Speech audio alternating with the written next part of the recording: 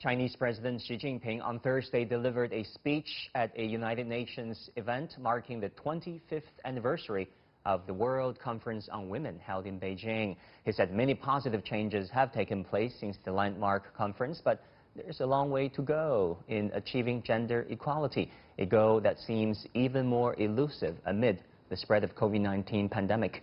What key areas need attention? What action steps did President Xi call for? And how is COVID-19 reshaping the picture?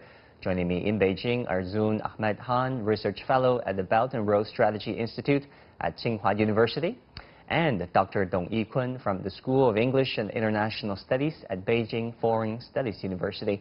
Welcome, ladies. Zoon, let me start with you. Around 80 world leaders convened at Thursday's event to talk about women's rights and the importance of gender equality. Why do you think this issue of gender equality merits so much global attention right now?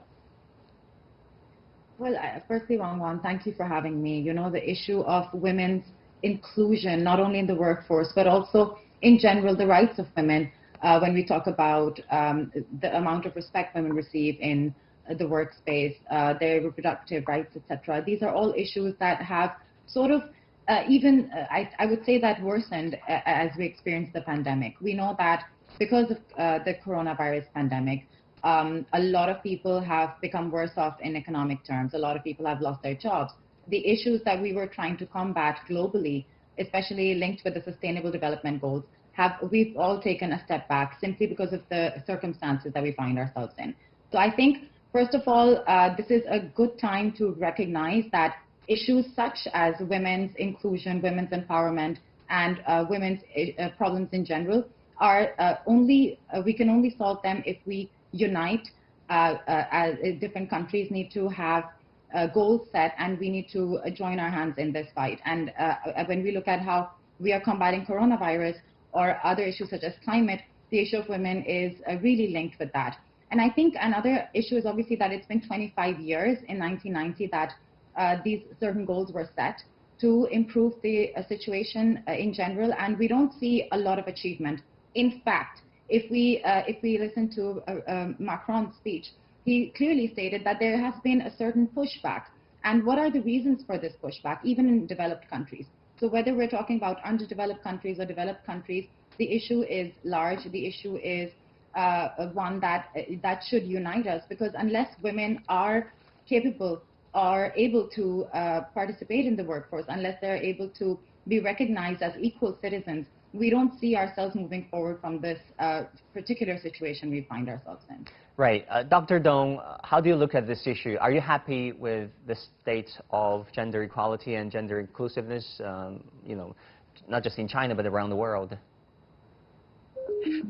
Thank you for the question. Actually, as an educator, I prefer taking a gradual approach to understand the policy, to understand evolution of certain, issues or subjects. So that's why generally I take a positive view over the progress of gender equality across the world. Many major challenges right now. Generally speaking, I would see that there are three major challenges that still can be seen in gender equality issues. I would say firstly is the women are paid less.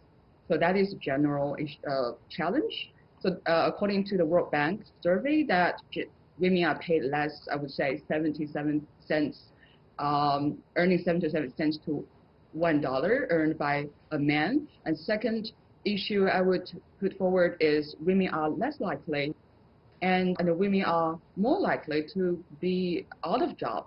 And the third issue I would put forward is the domestic violence. This is still a very visible issue in China and across the world.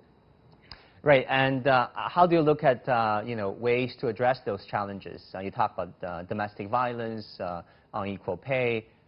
We still have a long way to go, don't we? Dr. Yeah, we still have a long way to go, but progress is happening. I would say it's really hard to say there is kind of like a quick fix to address these three issues and the issues that beyond these three major issues.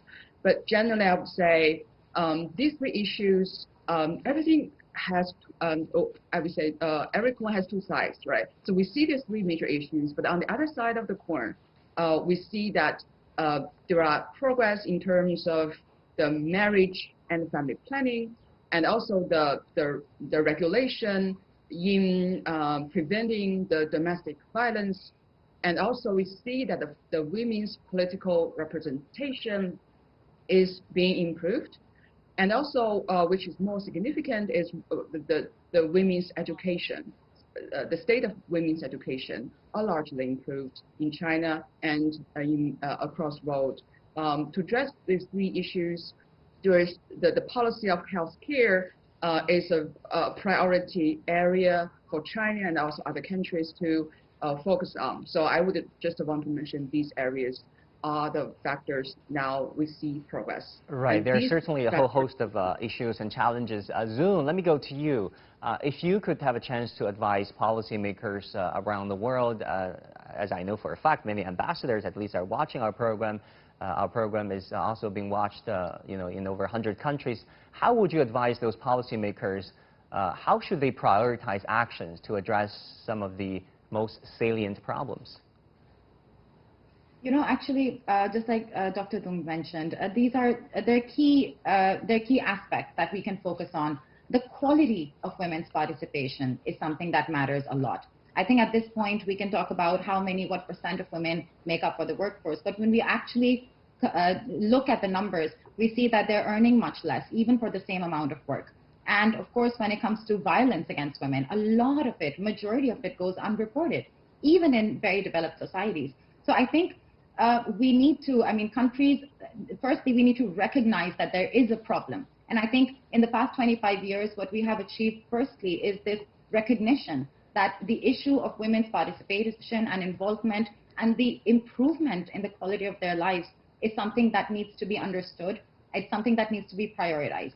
And how can it be achieved? I think we can not only encourage legislation, because there is a lot of progress in many developing countries as well, that they are increasing the participation of women in government, in public offices. The women are being given quotas to pursue higher education, and all of this is being done. But what is the result of that? Maybe we can have standardized mechanisms to understand what is the impact of this affirmative action. And I think also that we need to have more women participating in public fora in general. There are many surveys conducted to see that if women are in leadership positions, they're able to manage conflict in a much more effective way sometimes. So giving these kind of opportunities, encouraging people to include women when they're having any conversation, from economics, politics, etc. There's so many platforms where women are not only underrepresented, but are just not represented at all. So there can be many things done, but firstly, definitely to understand the impact of certain policies that are being included. I think this is something we need to do for starters. We have 10 more years left before 2030. So let's make sure that the impact is greater than it has been in the past 25. Right, but it's not all doom and gloom, right? Dr. Dong, let me go to you. In President Xi's speech, he talked about the fact that there have been many positive changes in the past 25 years that we shouldn't forget. For example, in China, President Xi said equality between men and women is a basic state policy, and China is recognized by the WHO as one of the 10 fast-track countries in women's and children's health. Specifically, President Xi said, and I quote, "In China, the gender gap in compulsory education has been largely closed. Women account for over 40% of the country's workforce now, and more than half of China's internet startup businesses are set up by women." How do you look at China's achievements when it comes to closing the gender gap, Dr. Dong?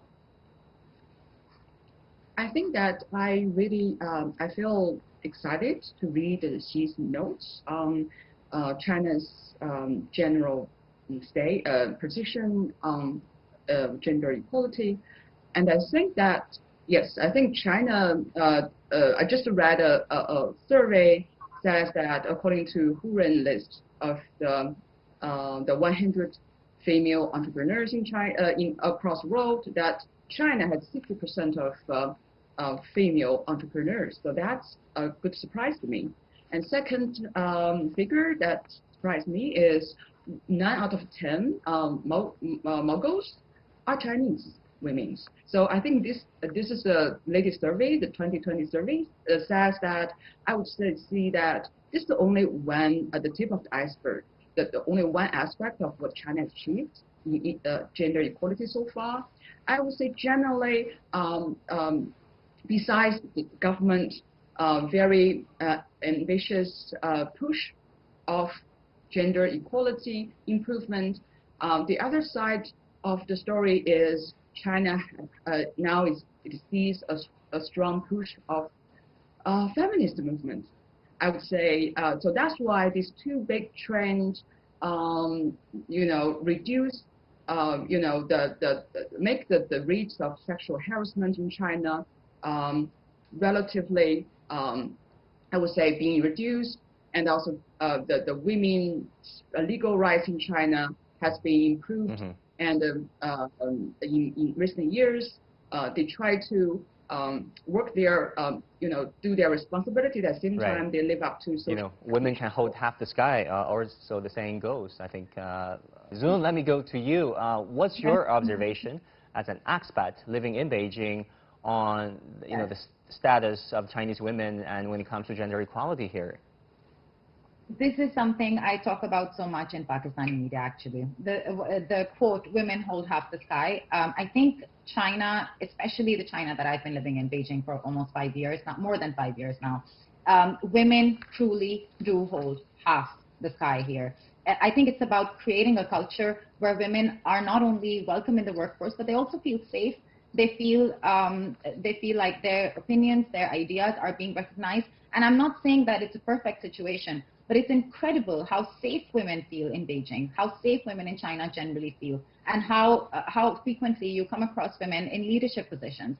So I think the real problem many countries face today is that we are still debating and discussing what should the role of women be in society. Should women even be so much a part of the public sphere or not? And just the fact that we are still having this conversation in so many countries in the world means that we need to change this mindset. There's a basic mindset that is different in China and that has enabled a lot of women to be in a position that they are in. So I think women not only enjoy a lot of rights and freedom in the workspace, but actually you see that it's understood that women will pursue their careers, and whatever responsibilities they have, raising a family, children, etc., the society helps them make sure that those roles are also being fulfilled, and it's not just on the woman's shoulder in general. So I'm sure there are outliers, but having a culture where this is the mindset is a big step forward. And I think this is something that China can definitely lead by example in. China is in many ways still a developing country, with the women ensuring that the development is being pushed forward in a faster way. Just think about it, in a country where 50% of the people are not deemed fit to participate in the workforce, what quality of minds, ideas are you missing out on as a society? So this is something I observe. I talk about this on media wherever I can, that in Pakistan as well, in other developing countries, where we're not sure what should the role of women be. Let's look at China and let's see what an impact this mentality has made on the progress so far. Certainly a lot of things to celebrate for, but also things that we should continue working on. Thank you so much, Zoon Ahmed, Research Fellow at Tsinghua University. I also want to thank Dr. Yikun from Beijing Foreign Studies University. Thank you both so much.